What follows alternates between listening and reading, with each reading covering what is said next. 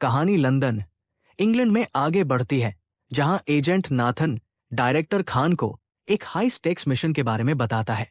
2 रात पहले एक अहम सामान चुरा लिया गया था और इसे वापस पाना बहुत जरूरी है। जब खान पूछता है कि उस सामान में क्या था, नाथन कहता है कि उसे नहीं पता, बस इतना ही पता चला है कि इसे ब्लैक मार्केट में 10 बिलियन में बेचा जाने वाला है, जिससे हाई प्रोफाइल आतंकवादियों का ध्यान आकर्षित हो रहा है। नाथन को टीम बनाने और सामान वापस लाने के लिए पूरी ताकत दी जाती है। नाथन का पहला भर्ती ऑर्सन है, सबसे अच्छे एजेंट्स में से एक। हालांकि हाल के वर्षों में वो थोड़ा अस्थिर और अजीब हो गया है, अजीब फोबियास विकसित कर रहा है और एक शानदार छुट्टी वाली जिंदगी जी रहा है। अगले दिन नाथन मोरक्को जाता है ऑर्सन से मिलने, उसे याद दिलाते हुए कि $2 मिलियन से ज्यादा अपनी छुट्टियों पर खर्च करने के बाद अब उन लग्जरीज के लिए काम करने का समय है। ऑर्सन इस शर्त पर सहमत होता है कि उसकी लग्जरीज बरकरार रहेंगी। फिर वे सीधे मैड्रिड उड़ते हैं बाकी टीम जेजे और सारा से मिलने के लिए। टीम एक्शन में कूद पड़ती है, एक आदमी का पीछा करते हुए जो कुछ लेकर जा रहा है, एक डिस्क जिसमें कलाकृति के बारे में महत्वपूर्ण जानकारी है।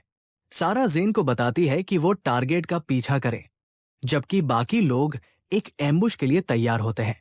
लेकिन जेन खुद एम्बुश का शिकार बन जाती है, जिससे ये पता चलता है कि टीम इस मिशन पर अकेली नहीं है। जैसे ही वे जेन को खत्म करते हैं, बाकी टीम एक एक करके बेहोश हो जाती है और मिशन तेजी से नियंत्रण से बाहर चला जाता है। ऑर्सन उन घुसपैठियों की रणनीति पहचान लेता है और टीम को चेतावनी देता है कि माइक और जॉन, जो उसके पूर्व सहयोगी हैं और जिन्होंने पक्ष बदल लिया है, शायद नजदीक ही हों। ऑर्सन खुद अगला शिकार बन जाता है, लक्ष्य पर रहते हुए भी हमेशा एक कदम आगे। उसने जल्दी से 2 असंतुलित लोगों को निपटा दिया और जे के संकेत पर दोनों ने उन हमलावरों को नाकाम किया जो लक्ष्य को पकड़ने की कोशिश कर रहे थे। वे भाग गए, लेकिन पीछा किए बिना नहीं। दौड़ के दौरान सारा ने नेथन की मदद से पूरा डिस्क कॉपी कर लिया। हालांकि टीम माइक के लोगों से घिरी हुई है, जो इस बात से नाराज है कि उनका लक्ष्य पीछा करते हुए दिल का दौरा पड़ने से मर गया। डिस्क 2 हिस्सों में बंटी हुई है, एक में एक निश्चित पते के साथ समय है, जबकि दूसरा एन्क्रिप्टेड है। सारा की कुशलताओं को चुनौती देते हुए नथान ने उस मृत आदमी की नकल करने का फैसला किया ताकि वो खरीदार से मिल सके, जिसे चेहरे की पहचान के जरिए बेन हैरिस के रूप में पहचाना गया, जो बदनाम हथियार डीलर ग्रेग साइमंस का जाना पहचाना साथी है। ग्रेग के पास पहुंचना काफी मुश्किल है, इसलिए उससे व्यक्तिगत रूप से मिलने का एकमात्र तरीका है कि उसकी पार्टी में बुलावा हासिल किया जाए। इसे करने के लिए उन्होंने डैनी, एक मशहूर अभिनेता और ग्रेग के फैन को शामिल किया। उसे उसकी बहन बीवी के साथ कुछ नाजुक फुटेज को जारी करने की धमकी देकर मजबूर किया, जिसे सारा ने उसके फोन से हासिल किया था। योजना सफल हो गई।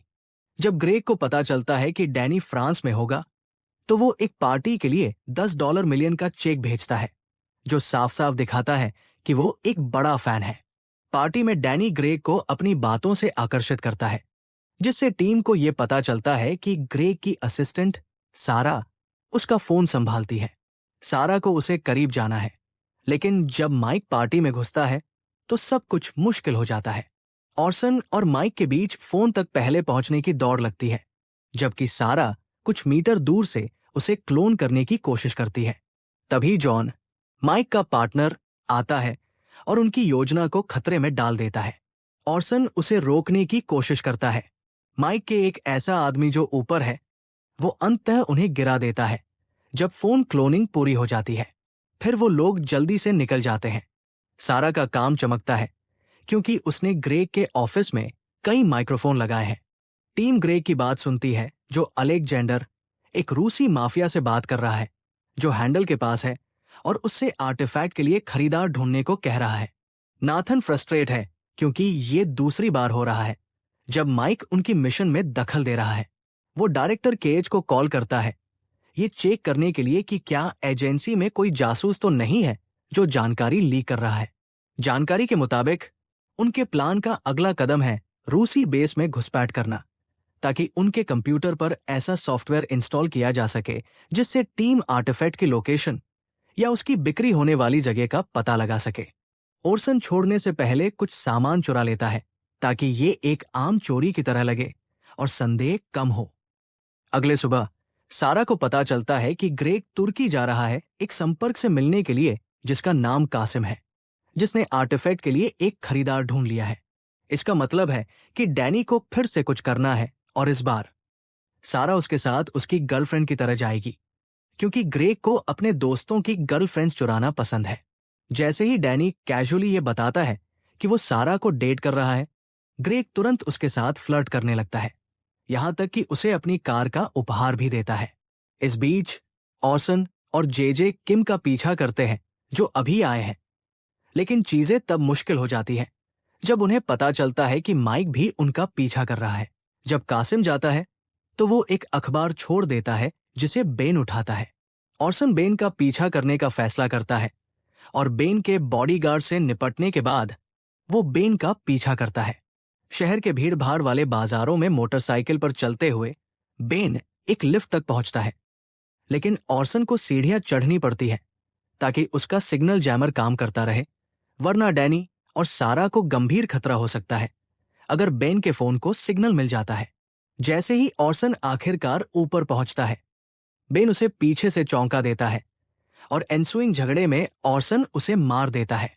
उन लोगों को एक अखबार की मदद से डिस्क को डिक्रिप्ट करने की चाबी मिलती है, जो बताती है कि ये आर्टिफैक्ट एक एआई है जो किसी भी देश के न्यूक्लियर मिसाइल सिस्टम में हैक करने में सक्षम है। हालांकि इसके लिए एक ऑक्सन को अब बिन की तरह पेश आकर एक एक्टिवेशन कोड प्राप्त करना है। चुनौती यह है कि ऑक्सन को डील के दौरान ग्रेग से बात करनी होगी, इसलिए सारा कॉल की निगरानी करेगी और मीटिंग पॉइंट पर बिन की आवाज की नकल करने के लिए real time voice altering software का इस्तेमाल करेगी। आखिरकार टीम खरीदार को देखती है, वो आदमी जो हैंडल के लिए $10 मिलियन देने को तैयार है। जब ऑक्सन कॉल करता है, सारा का सॉफ्टवेयर बेहतरीन तरीके से काम करता है, ग्रेग को एक्टिवेशन कोड देने के लिए धोखा देता है। अब ऑक्सन के पास वो सब कुछ है जिसकी उसे जरूरत थी, लेकिन रूसियों की दिलचस्पी बढ़ने लगती है। संदेहास्पद तभी 10 अरब का वो पैसा जो ग्रेग ने डील के लिए रखा था, अचानक उसके खाते से गायब हो जाता है। ये देखकर सब अलार्म पर आ जाते हैं और ऑर्सन के सिर पर बंदूकें तान दी जाती है। जे तुरंत कार्रवाई करता है, जिससे एक गोलाबारी शुरू हो जाती है।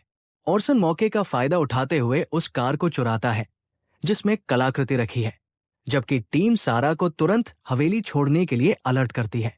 जैसा कि उम्मीद थी, माइक एक हेलीकॉप्टर के साथ हथियारों से भरा आता है, रूसी लोगों को खत्म करता है और अपने आदमियों को ऑर्सन को रोकने के लिए भेजता है, ये तय करते हुए कि उसे हैंडल अपने पास नहीं रखने देंगे।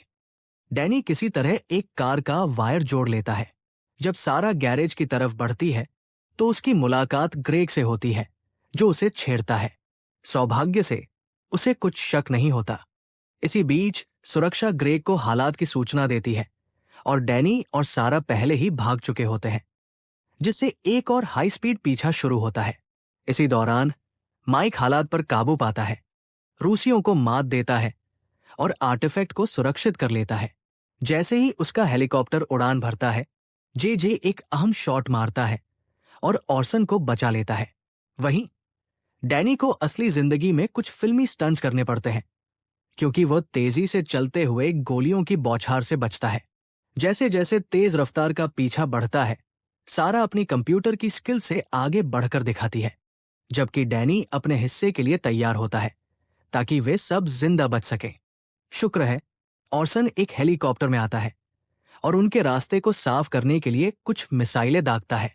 जब टीम सुरक्षित हो जाती है तो नाथन उन्हें बताता है कि माइक ने प्रतिकूल एजेंसी छोड़ दी है और वो कलाकृति का फायदा उठाने की योजना बना रहा है।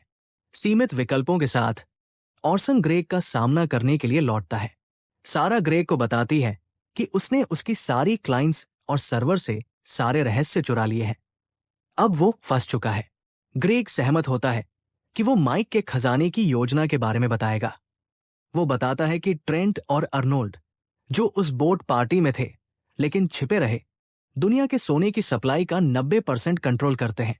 उनका मकसद है हैंडल के अंदर की एआई को फिर से प्रोग्राम करना ताकि एक ग्लोबल पावर ग्रिड फेलियर हो जाए, जिससे दुनिया एक नए अंधेरे युग में चली जाए जहां सोना ही एकमात्र मुद्रा बने और वो दुनिया के बादशाह बन जाए। उस रात ऑर्सन और टीम एक्शन में आ जाते हैं, जबकि ग्रेग और डैनी के रूप में काम करते हैं। ग्रेग की वैश्विक रूप से कुख्यात अपराधी की छवि डैनी की स्थिति को और भी मुश्किल बना देती है। गैराज पर टेस्ट करते हुए ग्रेग जल्दी से ट्रेंट और अर्नोल्ड को याद दिलाता है कि उसे उस डील के लिए अपनी $1 बिलियन की कमीशन नहीं मिली है।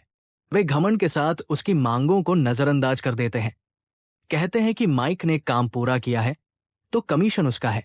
ग्रेग ठंडे दिमाग से जवाब देता है कि उसने अपने पैसे के लिए बहुत दूर यात्रा की है, और जब वो बात बढ़ाने वाला होता है तो वो एक छोटी सी डेमोस्ट्रेशन के लिए पल भर का समय मांगता है। अचानक मिसाइलें गिरने लगती हैं, जो उनके संचार टावरों को नष्ट कर देती है।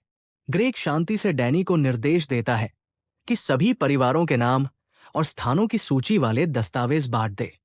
माइक को छोड़ने से पहले ग्रेग उन्हें चेतावनी देता है कि उस लिस्ट में हर एक व्यक्ति पर 90 सेकंड में मिसाइल चलेगी, जब तक कि उसे ट्रांसफर नहीं मिलता। इस बीच बुरे लोग पैनिक ऑर्सन उस जगह में घुसपैठ कर लेते हैं और लगभग सभी गार्ड्स को खत्म कर देते हैं, जबकि ट्रेंट, अर्नोल्ड और माइक ग्रेग के अल्टीमेटम में व्यस्त होते हैं। जब ग्रेग बाहर निकलता है तो बुरे लोगों का घमंड खत्म हो जाता है और डर की जगह ले लेता है। जब माइक को यह एहसास होता है कि वो अपनी कमीशन खोने वाला है, तो उसकी ट्रेंट और अर्नोल्ड के साथ की साझेदारी टूट जाती है और एक टकराव होता है। एक अजीब मोड़ में माइक शांत हो जाता है।